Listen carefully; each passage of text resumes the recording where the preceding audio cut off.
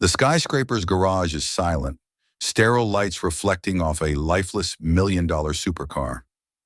CEO Victoria Lane stands with frozen impatience as elite engineers fail, their expensive tablets flashing red. Nearby, a single dad in a faded uniform holds his son's hand, watching from the shadows with quiet intensity. He doesn't need a computer. He hears the engine's heartbeat. "Let me hear it once more," he whispers. The CEO scoffs. "Your ears against $1 million computer?" She has no idea. Soon the man they ignored will prove that soul and instinct matter more than software. Daniel Frost is 42, and for the last 5 years, he has tried to become a ghost in his own life. He wears a dark blue maintenance jumpsuit with Lane Plaza stitched in faded gold thread over his heart. His name tag simply says staff, a humble label for a man who once carried titles that commanded respect in the highest circles of automotive design. Every evening, the ritual is the same. His 8-year-old son, Leo, sits on a small rolling suitcase near the security desk, illuminated by the flickering glow of a tablet as he finishes his homework.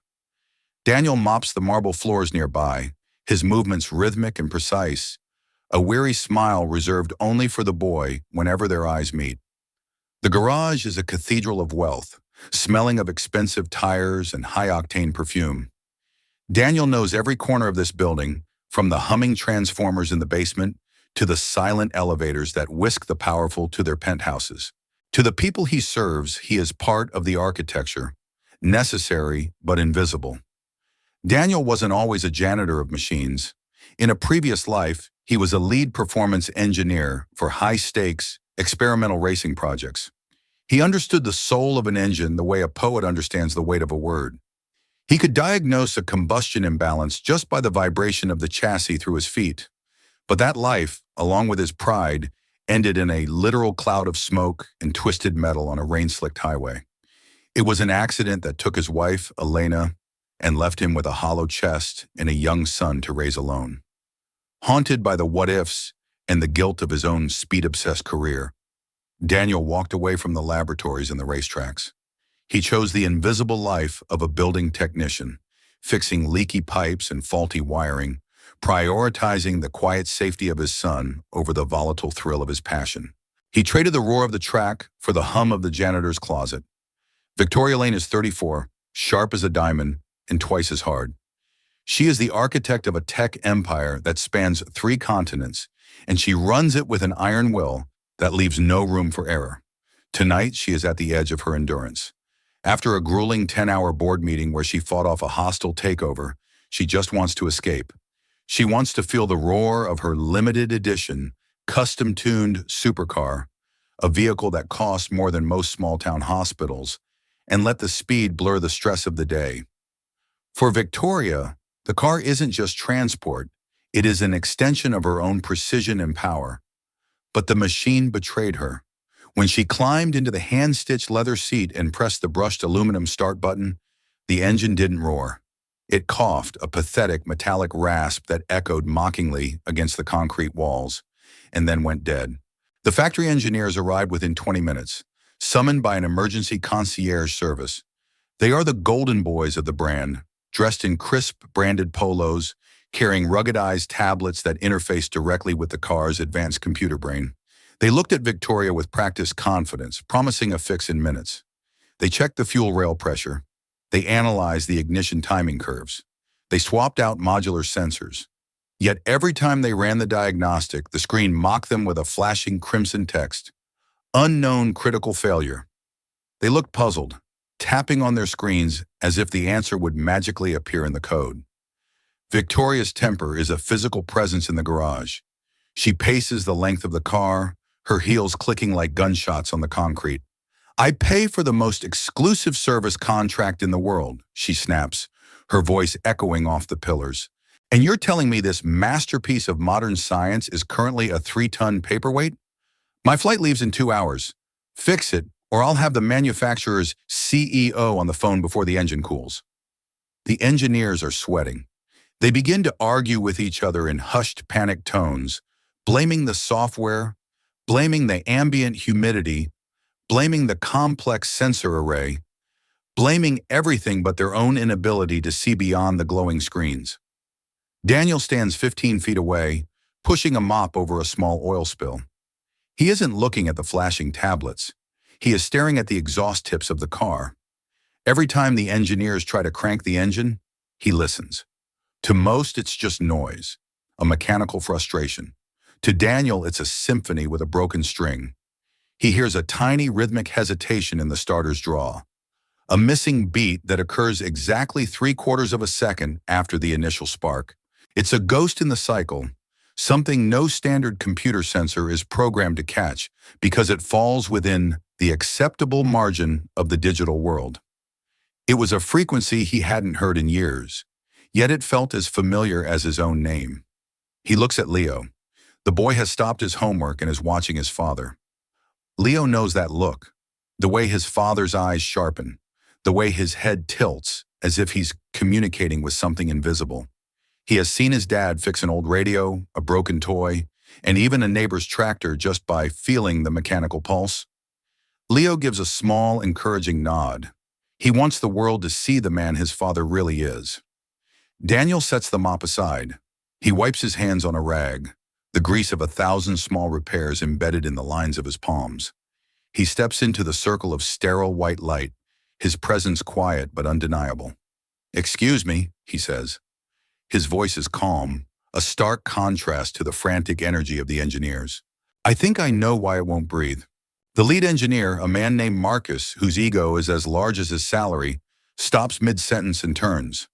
He looks Daniel up and down, the faded jumpsuit, the worn work boots, the staff tag. He laughs, a sharp, condescending sound that bounces off the low ceiling. "The elevators are that way, pal," Marcus says, pointing a thumb over his shoulder. "We've got this handled with equipment that costs more than your house. Go back to your mop before you get grease on the paint. This is a $5 million machine, not a kitchen sink." Victoria Lane stops her pacing, her eyes cold and calculating, scan Daniel. She sees the calloused hands, the steady gaze, and the strange lack of intimidation in his posture. He doesn't look like a man who belongs in a maintenance closet. He looks like a man who is standing exactly where he is supposed to be. "Are you an engineer?" she asks, her voice a razor-thin line of skepticism. Daniel doesn't flinch. "I used to work with high-performance blocks," he replies simply. He doesn't mention the world records or the patents that still bear his name in hidden databases. "I heard the crank. You're looking for a broken part, but you should be looking for a misunderstanding between the intake and the spark."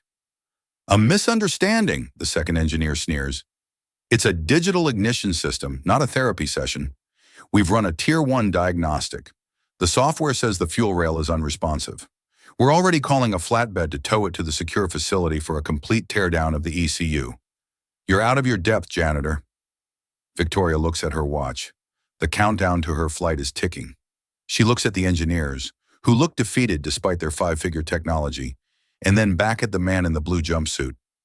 A strange impulse, perhaps born of sheer desperation or a CEO's instinct for a wild card, takes hold. She has spent her life betting on data, but today data has failed her. "He thinks he can fix it by listening," Victoria says, her voice loud enough to silence the engineers. "You think it needs a crane and a week in a lab. This should be interesting." She crosses her arms, leaning against a concrete pillar. "Go ahead, more staff. Show us if your ears are smarter than a multi-million-dollar satellite-linked computer. But if you touch it and make it worse, you'll be paying for it the rest of your life." The engineers groan in unison. "This is a massive liability, Ms. Lane," Marcus warns. "If he touches the manifold or messes with the electronics, it could void the entire warranty." "I am the warranty," Victoria snaps, her eyes never leaving Daniel. "Give him the space." Daniel steps closer to the car. He doesn't take out a tool yet. Instead, he makes a request that sounds like pure madness to the professionals. "Turn off the lights in this bay," he says. "I need the radio off, the climate control killed, and the security perimeter sensors silenced. I need absolute silence. I need to hear the car, not the building. I need to hear the vacuum." The engineers roll their eyes, muttering about voodoo mechanics. But Victoria nods to the security guard. The lights click off in sections, leaving them in a dim, shadowy world illuminated only by the distant glow of the exit signs. The hum of the garage fades into a heavy, expectant quiet. The world shrinks to the size of the supercar. Daniel walks to the front of the vehicle. He kneels on the hard concrete, ignoring the cold against his knees. He doesn't reach for a tablet or a voltmeter. He leans forward, pressing his ear directly against the cold, matte finish carbon fiber of the hood.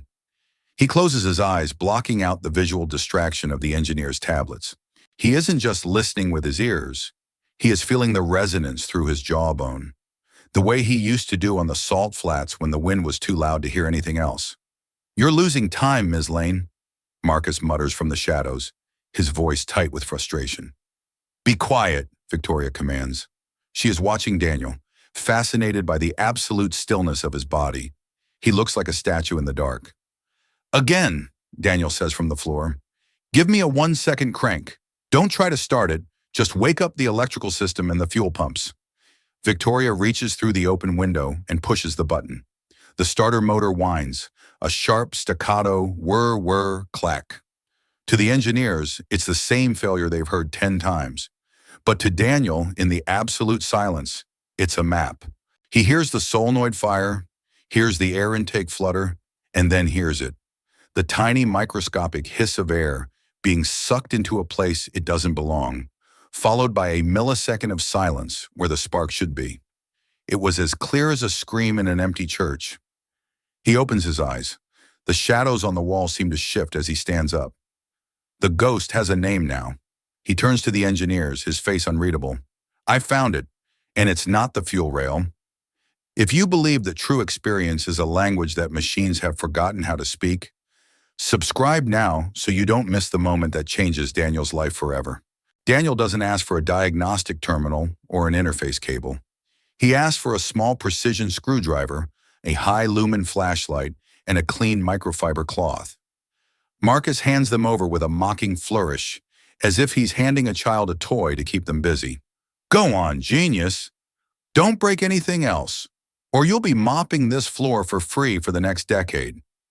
Daniel doesn't go for the engine block or the fuel rail, the areas the engineers had been obsessing over with their digital scans. Instead, he reaches toward the very back of the engine bay, into a tiny recessed panel hidden near the secondary air intake, a component that the factory service manual lists as a non-critical auxiliary for the ignition sequence. It was a dark, cramped corner of the engine that looked untouched since the car left the assembly line. He carefully removes a small heat-shielded cover, revealing a secondary airflow sensor, a delicate piece of silicon and wire no larger than a thumb. To the naked eye, it looks perfect. Even under Marcus's flashlight, it shows no signs of wear, no burns, no frayed wires. "This sensor is lying to you," Daniel says, his voice echoing in the quiet garage. Marcus steps forward, looking over Daniel's shoulder, his tablet still clutched in his hand. "That's impossible. My tablet says that sensor is operating at 98% efficiency. It's green across the board. If that sensor were failing, the ECU would throw a code immediately and shut down the air intake." "It's fine. You're wasting our time on a minor part." "It's not failing," Daniel counters, his fingers moving with a surgeon's precision as he examines the housing. "It's reacting too slowly, by a fraction of a millisecond. In a normal car, it wouldn't matter. But in this engine, with these tolerances, by the time this sensor sends the all-clear signal, the fuel injectors have already flooded the chamber because they were expecting air that arrived late. The computer doesn't see a failure because the signal eventually arrives and it's within the valid range. The computer thinks the signal is true, but the timing is lazy. It's not dead. It's just out of sync. It's telling the computer it's ready when it's already too late." The engineers are silent now, caught between professional skepticism and the sheer, undeniable logic of Daniel's explanation. They had never considered the speed of the truth, only the truth itself. Daniel uses the screwdriver to adjust a tiny tension screw on the sensor's housing, a manual override that isn't supposed to be used in the digital age, a fix from a time when mechanics still had to use their hands. He then takes the microfiber cloth and cleans a microscopic speck of carbon buildup from a contact point that was so small The engineer's eyes hadn't even registered it. He reseats the wire with a firm, practiced click that sounds like a closing vault door. He replaces the cover and steps back, wiping his hands on a rag, his face showing no sign of triumph, only the quiet satisfaction of a job done right. He looks at Leo, who is smiling, knowing what's coming. "Try it now," he says to Victoria. "And don't just tap it. Hold it for 3 seconds." The engineers stand with their arms folded, their faces tight with a mix of anxiety and hope they won't admit to. They are ready to call the tow truck, ready to laugh Daniel out of the building. Victoria takes a deep breath. She reaches into the car, her finger hovering over the start button. She looks at Daniel. He nods once, a gesture of absolute, unwavering certainty. She presses and holds the button. The garage is suddenly shattered by a thunderous, predatory roar. The engine doesn't just start, it explodes into life, settling into a deep, rhythmic, and melodic idle that sends a vibration through the very concrete they are standing on. It sounds like a caged beast suddenly set free. Perfect, powerful, and terrifyingly efficient. The exhaust note is a pure, clean baritone that echoes through the underground levels. The silence that follows the roar, after Victoria lets the engine settle, is even more intense. The engineers look down at their tablets. The red warning signs have vanished. The unknown critical failure has been replaced by a system-ready status. The fuel rail pressure is perfect. Everything is green. They look at the car, then they look at Daniel as if they are seeing a ghost from the history books of engineering. That's statistically impossible," Marcus stammers, his face turning a bright, embarrassed red. "The software is designed to catch any latency above 5 milliseconds. To hear a lag smaller than that, it's not humanly possible. No one has ears that precise." Victoria stands frozen, her hands still resting on the dashboard. She feels the heartbeat of the machine through the frame. The stress of the board meeting, the flight, the takeover, it all feels distant now. She looks at the car she was ready to abandon. Then she looks at the man in the blue jumpsuit who is now picking up his mop. She realizes in that moment that she didn't just meet a maintenance worker. She met a master of a dying art, a man who knows the secrets that computers have forgotten. Victoria steps out of the car, her cold CEO persona beginning to crack. She approaches Daniel, her eyes wide with a mix of shock and genuine respect. "How did you know?" she asks, her voice barely a whisper against the idling engine. "The machines, the best machines in the world, said it was fine. They told me it was a total system failure." Daniel looks at her, then at the engine, which is humming like a content predator. "Machines are programmed by people who want to find what is broken," he explains. "They aren't programmed to feel what is off. A machine looks for a 0 or a 1, but a high-performance engine, it talks to you in the spaces between the numbers. You just have to know how to hear the story it's trying to tell. It was screaming for air, Ms. Lane. I just listened." The engineers are now crowding around the engine bay, no longer mocking but frantic. They are taking photos of the sensor Daniel adjusted, murmuring to each other in hushed, urgent tones. Their arrogance has been replaced by the desperate curiosity of students who realize they missed the most important lesson of their lives. They ask Daniel technical questions about the thermal expansion of the sensor housing and the air density ratios. Daniel answers them with a level of theoretical and practical knowledge that leaves them breathless. He isn't just a mechanic, he's a philosopher of motion. Victoria watches him. She sees the way he speaks about the mechanics, with a reverence that only comes from someone who has lived and breathed this world at the highest level. She realizes he is a lion living in a sheep's skin, a man of immense power disguised in a faded jumpsuit. "Where did you learn to do that?" she asks. "And don't tell me it was by fixing elevators in this building. I've read the files of every employee here. You're overqualified for everything we have." Daniel hesitates. He looks at Leo, who is now standing by his side, holding his hand. The secret he has kept for 5 years is at the tip of his tongue. He mentions a name, a prestigious, secretive racing firm that disappeared from the public eye years ago after a tragic, high-profile accident. Victoria's breath hitches. She knows that firm. She knows the legend of the ghost engineer who designed the most winning engines in the history of the circuit before vanishing into thin air. "You're him," she whispers, the realization hitting her like a physical weight. "You're Daniel Frost, the man who designed the Titan block." The engineers freeze. The name ripples through the garage like an electric current. Marcus looks like he wants to disappear into the concrete. Victoria looks at the staff tag on his chest and feels a surge of shame for her earlier behavior. "I owe you an apology," she says, her voice firm in public, ensuring everyone in the garage hears it. "I judged you by the color of your suit and the job you were doing. I was wrong. I was blind. Someone with your mind shouldn't be mopping floors in my building while I'm struggling to find people who actually understand how things work." She takes a step closer. "I'm making a change. Starting now. I'd like to offer you a position, head of technical operations for my global logistics and aerospace fleet.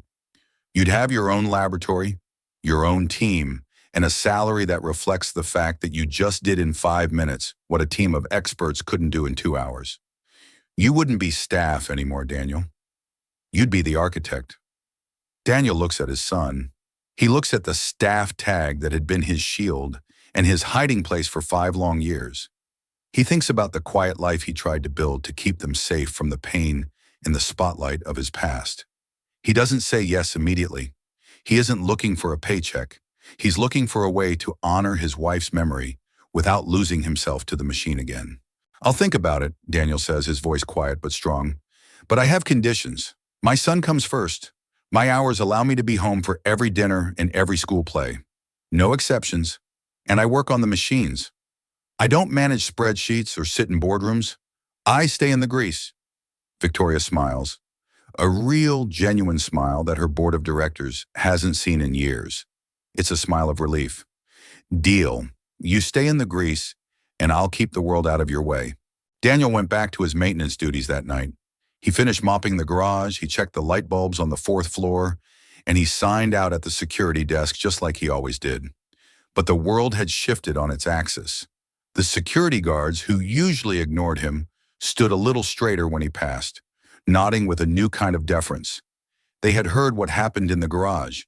The engineers from the Supercar company didn't just leave. They stayed in the garage for hours, writing a formal report that would eventually lead to a global recall and a software update for that specific sensor. A fix that would save the company hundreds of millions in potential engine failures, all based on a 5-minute adjustment by a man with a screwdriver. Daniel Frost's name began to circulate in the industry again, but this time it wasn't linked to a tragedy. It was linked to a miracle of intuition. Victoria Lane kept her word. She didn't just send a generic HR email. She personally drafted a contract that respected Daniel's boundaries as a father.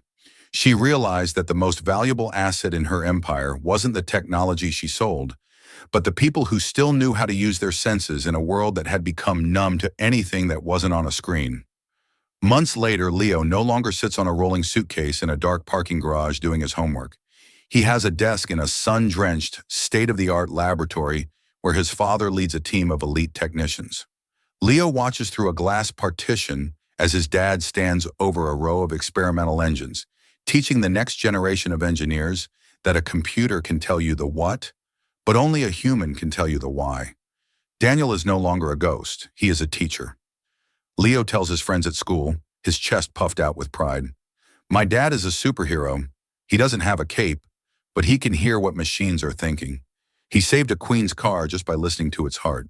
The supercar left the parking lot that night, its engine purring with a perfection that seemed almost supernatural. It wasn't the high-tech sensors, the satellite links, or the expensive diagnostic tablets that saved it. It was a man who knew that true value doesn't need to be loud, and that sometimes the most important thing you can do in a noisy, data-driven world is to just stop and listen. In a world obsessed with digital perfection, Daniel Frost proved that the human touch and the human ear is still the most powerful tool ever created. He showed that while machines can calculate, only a human can care. If you believe that real experience and the human spirit are more valuable than any machine, subscribe for more stories that prove the heart is the greatest engine of all. Leave a comment below. Do you think we are relying too much on technology today? Have you ever had a human solution beat a digital one? Let's hear your stories.